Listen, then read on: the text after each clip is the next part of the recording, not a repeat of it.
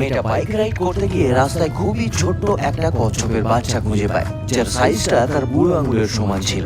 ছোট্ট কচ্ছপের বাচ্চাটাকে সে বাড়িতে নিয়ে আসে, যেটা দেখে তার ছেলে খুবই খুশি হয়। কচ্ছপটা তার ছেলের কম্পিউটার টেবিলের ওপর একা একাই ঘুরে বেড়াতে শুরু করে, তবে মাঝে মধ্যে হাঁটতে গিয়ে সে উল্টে যেত।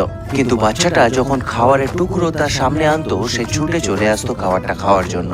ছোট কচ্ছপটা তাদেরকে এত বিশ্বাস করতে শুরু করেছিল যে টেবিলের উপর থেকে চোখ বন্ধ করে তাদের হাতের উপর সে জাম্প করত, কারণ সে জানতো তার মালিক তাকে নিচে পড়ে যেতে দেবে না। কিছুদিন পর তারা কচ্ছপটার জন্য একটা অ্যাকোয়ারিয়াম তৈরি করে দেয়, যেখানে জলের মধ্যে সে খেলা করতে শুরু করে এবং কখনো কখনো একটা ছাওয়া জায়গায় লুকিয়ে বসে থাকতেও শুরু করে। মেয়েটা যখন দেখতো কচ্ছপটা উল্টো হয়ে সাঁতার কাটছে, তখন সে গিয়ে তাকে সোজা করে দিত।